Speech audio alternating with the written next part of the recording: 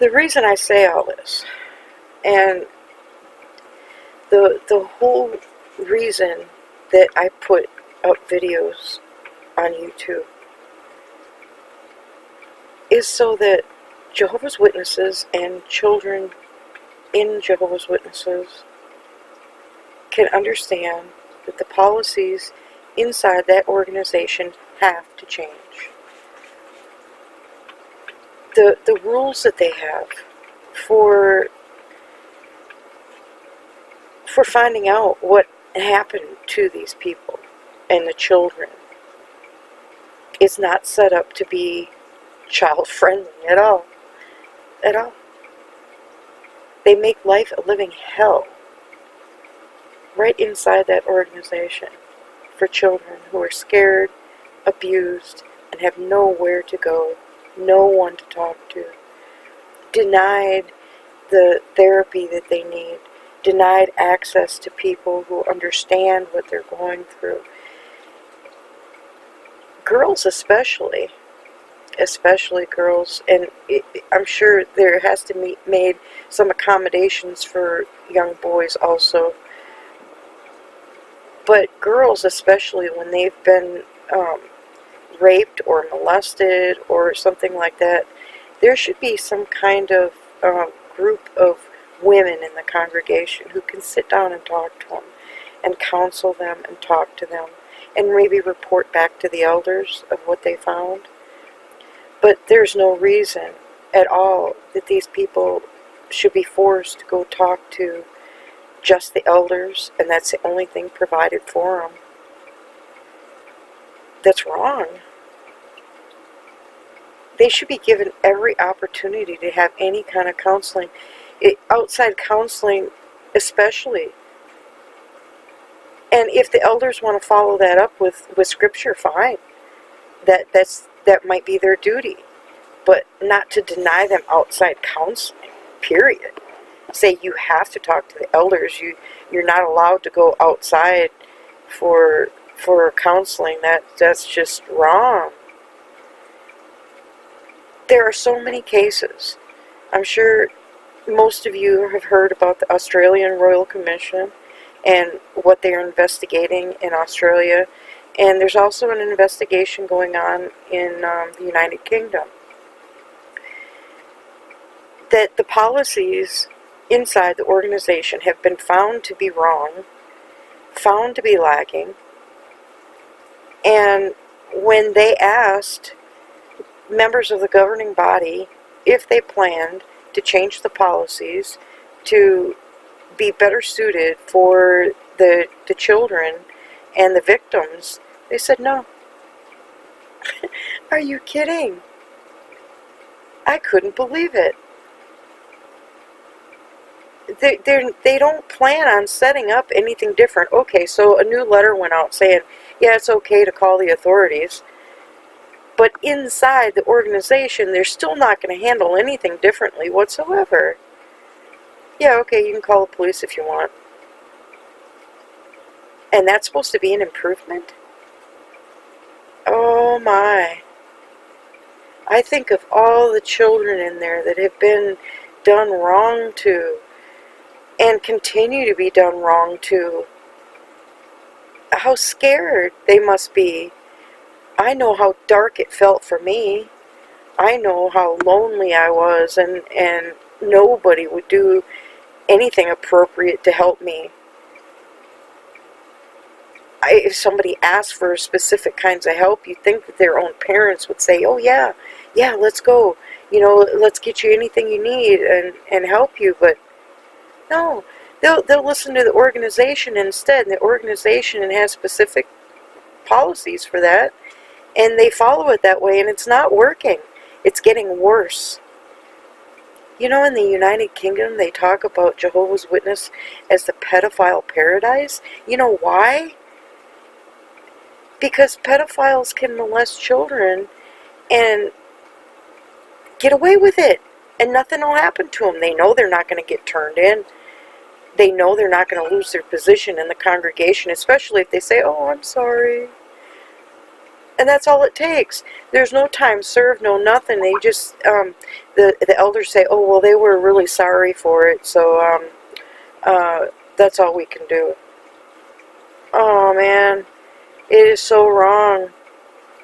I can't believe the things that I'm seeing and hearing about the abuse that's going on, and then nobody stands up. Somebody needs to just stand up and say, hey, there are children being hurt. And who cares about the politics behind it and the policies in place or anything like that? We need to stop all of this right now and help those children. But nobody does that. Now, if it was me in charge, man, I'd close the doors of that church until the investigation was over. Stop any other children from getting harmed at all. But they don't do that.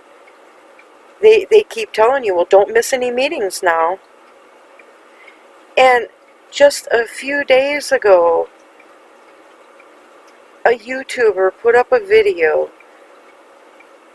of a person that was a convicted sex offender out door to door, knocking on doors. And you know what happens? They come along to your house on Saturday morning, and you're asleep and the kids are up watching cartoons, and someone knocks on the door and your little kid answers the door, and the first thing they ask is, your mommy and daddy home? And the little kid says, oh, they're sleeping, or maybe by chance they say, oh, no, they're not home.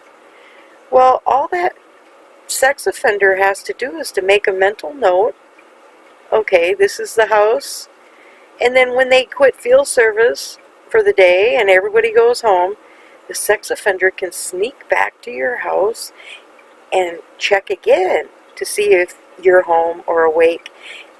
And what's gonna happen to your child? People get snatched from their parents at Walmart right out from under their noses when they're running down the aisles and stuff. But these people are knocking on your door on Saturday morning, sometimes other days of the week. And it's practically like the sex offenders and child molesters have a free pass to your house. There was a woman that not too long ago, it was on the newsreels also, that someone knocked on her door. Knock, knock, knock. And they said they were Jehovah's Witnesses. And they choked her out. They could have killed her or raped her. But they just choked her out, robbed her house, all under the pretense of, hello, we're Jehovah's Witnesses. People are getting onto this. It's dangerous. Please, do something. The United States of America really needs to check into the 501c status of the Watchtower organization also. I'm a firm believer in that, because what in the world do they do that's charitable, that they earn a charitable status for their taxes? Are they helping flood victims? Are they feeding the poor? Are they taking care of the homeless? Are they out on the streets feeding people? For some reason, they get it in their head that Jesus said that they were supposed to preach the word, but they forget about all those other things that people are supposed to do for other people also. You know, just pick a scripture and fit it to yourself, and that's the way it is. But don't read the second half of the scripture or the two scriptures after that. Don't include that in there. Just use that one little scripture. Use that one little scripture and apply it to yourself and say, oh yeah, that's the way it is. But those surrounding scriptures that explain what that scripture is about, no, we don't even talk about them. But that one scripture, yeah, they pick and choose. You know, you can get a scripture out of the Bible to back up anything you want to say, if you take it out of context. I just get so mad and frustrated about all the things that they twist up in that organization, and they lie to their people, and they dangle that little carrot in front of them. You know, you too can live forever in a paradise earth, just like us. Everyone else is going to die. Oh, man. I don't think there's anything Christian about any organization or church group or anything that says we're the only true religion and all you guys are going to hell. Or you're going to die in Armageddon. Or, you know, whose choice is that? That's not up to them. How dare they even say that? Oh, it's a sad, sad thing. I am so glad that I got out of that organization. I'm so glad I didn't raise my children that way. My parents, oh, God bless them. They took it so seriously. And they fought with their own parents over it. My grandparents didn't like the fact that they joined Jehovah's Witnesses, and for years they fought over it. And they were angry. I used to listen to them fight over the kitchen table about beliefs, and my parents were trying to indoctrinate them and convert them, and they'd have none of it. They were like, no, you don't want nothing to do with that. And I'm telling you, it's just not a good thing. It's not. My mother died in 2002 alone. My father remarried, and he got sick and sent to a nursing home. He died alone. Without his children and grandchildren around, my mother the same way.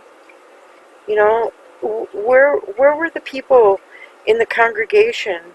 Were they gathered around, comforting them when they died? I don't think so. I really don't. When my father died in 2010, he wanted his ashes spread in a certain place, so his most current wife had to send the ashes to my aunt. My aunt, being a Christian, wanted to say a prayer as she spread my father's ashes. My father's newest wife got irate and flat out said, don't pray when you're spreading out those ashes. Why? Why? Just because you're not a Jehovah's Witness, your prayers aren't any good? That's ridiculous. I can't believe that. I really don't. I know how much God has been a part of my life. I'm sorry, I have lots of atheist friends and agnostic friends and everything, and I love them to pieces. But, you know, that's just my belief. And I believe God has helped me a lot in my life, personally. And I live my life the way Christ says you should live your life. You know, try to. But to deny somebody's own family from praying when they spread their dead brother's ashes, that doesn't seem right either. But back to the point, you know, all this child abuse that's going on in the organization, it started years and years and years ago, before it had anything like weird happen to me, and it continues to go on. And just changing a couple of sentences in a couple of their books is not going to bring about the kind of change that they need. They need some solid changes, some policy changes, and the governing body flat out said they are not going to change their policies.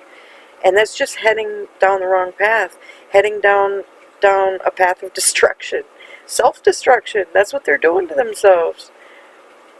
And I tell everybody I know, if Jehovah's Witnesses knock on your door, tell them to go away and don't come back. You don't want any part of that. Check out YouTube.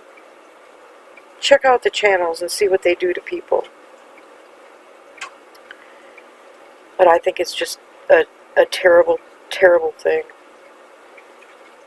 And that's why I'm on YouTube. That's why I tell people my story, so people can understand that it's not just people. We're real. We're real. There's thousands and thousands and thousands of people that Watchtower has hurt. Psychologically, emotionally, physically. And it needs to stop. Either they really need to change what they're doing, or we are going to continue to try to stop people from becoming members of that terrible, sick organization. And that's the truth of it.